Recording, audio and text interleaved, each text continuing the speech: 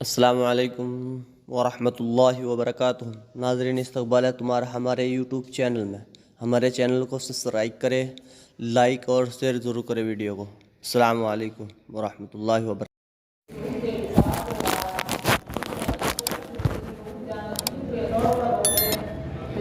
پیش آئی کہ اگر حضرت زمین پر تشریف رکھیں تو مہمان مدرسہ کیسے چارپائی پر بیٹھے رہے، ان کو بھی نیچے اترنا پڑتا۔ اس پر حضرت نے اس وقت سے ہمیشہ کے لیے مدرسے کی تمام چارپائیاں اور بستر اپنے ذاتی بنوانے شروع کر دیے تاکہ ان کو حضرت اور ان کے ذاتی مہمان بھی استعمال کر سکیں۔ دار جدید کی بجلی وغیرہ کا بل۔ دار جدید کی مسجد میں حضرت کے مہمانوں کا قیام ماہ رمضان المبارک میں اعتکاف کے سلسلے میں ہونے لگا تو بجلی کے بلب زیادہ لگانا پڑتے تھے۔ اس کی وجہ سے حضرت نے مسجد اور باقی سارے دار جدید کے حجروں وغیرہ کے بجلی کے پورے مہینے کا بل اپنے ذمے لے لیا، مگر جب معلوم ہوا کہ بل انگریزی مہینوں کے حساب سے آتا ہے اور رمضان میں انگریزی 2 مہینوں کی تاریخیں شامل ہوتی ہیں، تو حضرت نے پورے 2 ماہ کا بل اپنے ذمے لے لیا۔ یہ بالحساب حضرت کے روزنامچے میں مفصل درج ہے۔ ایک دفعہ مدرسے کے ایک ذمہ دار جو بجلی کے فن سے ناواقف ہیں، انہوں نے شبہ ظاہر کیا کہ زیادہ بجلی خرچ ہونے سے بجلی کے تاروں کو بھی نقصان پہنچتا ہے۔ حالانکہ فنی لحاظ سے یہ بات اس طرح نہیں ہے، لیکن حضرت نے ان کے شبہ کی بنا پر 150 روپے کے نئے تار منگوا کر پورے تار بدلوا دیے۔ مدرسے میں قیام کی وجہ سے کرایہ چندے کے نام سے۔ حضرت شیخ قدس سرہ کا جب حج کے لیے حجاز مقدس تشریف لانا شروع ہوا تو مدرسہ سہولتیہ کے دیوان میں کچھ روز قیام ہوتا رہا۔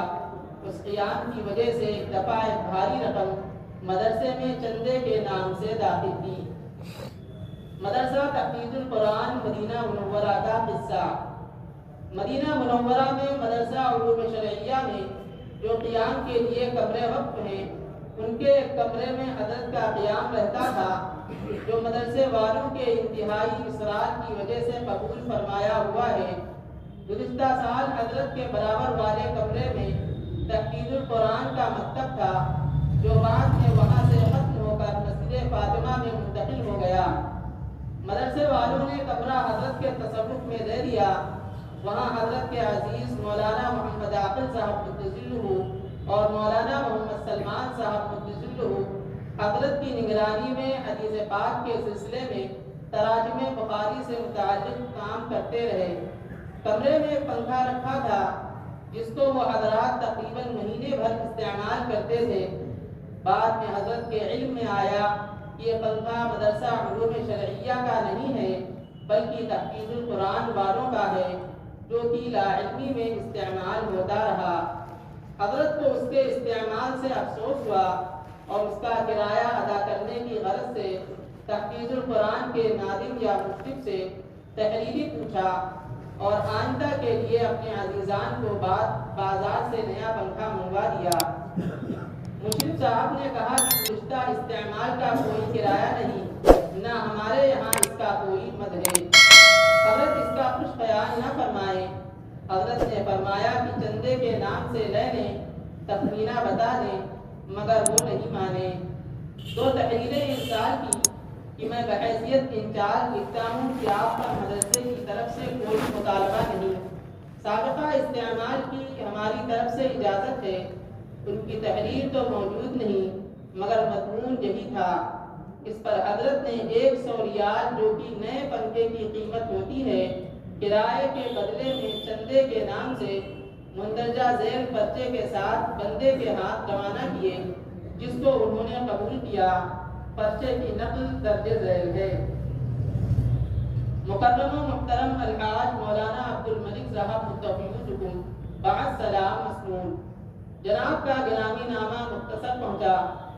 میں تو پہلے پرچے میں بہت صفائی سے لکھ چکا ہوں کہ چونکہ چندے کا مال ہے، اس کے معاف کرنے کا حق نہ آپ کو ہے نہ صدر صاحب کو، اور نہ آپ کے معاف کرنے سے معاف ہو سکتا ہے۔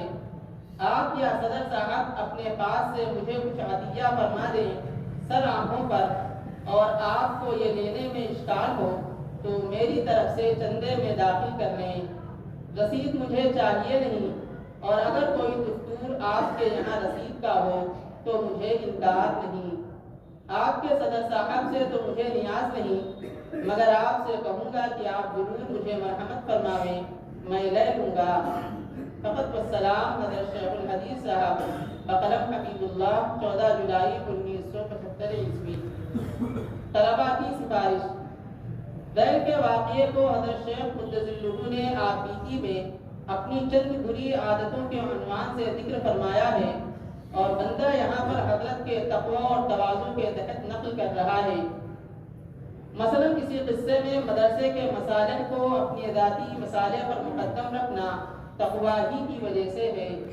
اسی طرح چند واقعات مظاہر کے حالات میں یا کسی دوسرے سلسلے میں آپ ہی میں آ گئے ہیں۔ دارالعلوم دیوبند کی اسٹرائک میں میرے ایک بہت قریبی عزیز شریک تھے۔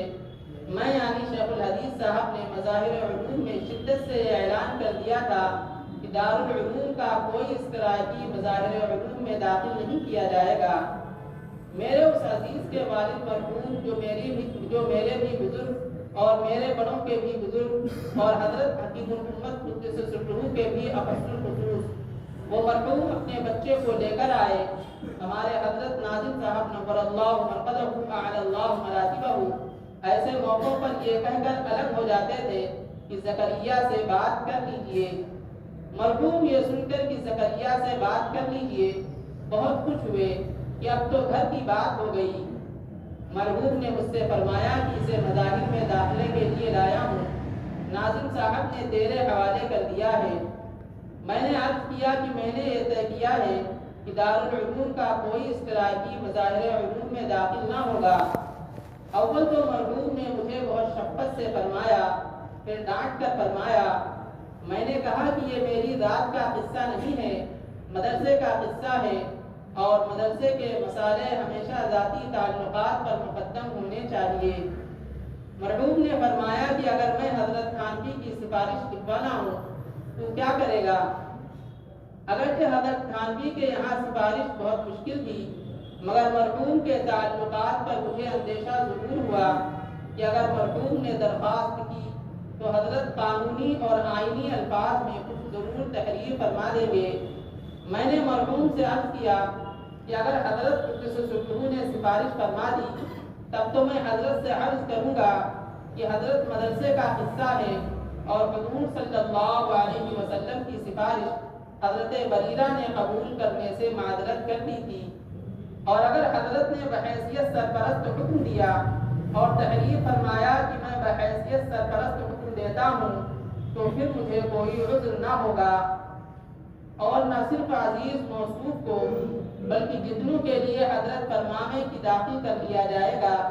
یہ خود میں بھی سمجھتا تھا اور وہ بھی سمجھتے تھے کہ حضرت ایسا کیسے تحریر فرما سکتے ہیں۔ مدرسے کی اینٹیں ڈھونا: مدرسے کے معاملات میں نہ صرف اس ناکارے کا بلکہ اس زمانے کے تقریباً ہر مدرس اور ملازم کا یہ قانون اور اصول موضوع کے طور پر طے شدہ مفروضہ تھا کہ ہمارا کوئی حق مدرسے پر نہیں، جو مدرسے کی طرف سے مل رہا ہے وہ اللہ کا احسان اور اسی کا عطیہ ہے، اور ثانیاً مدرسے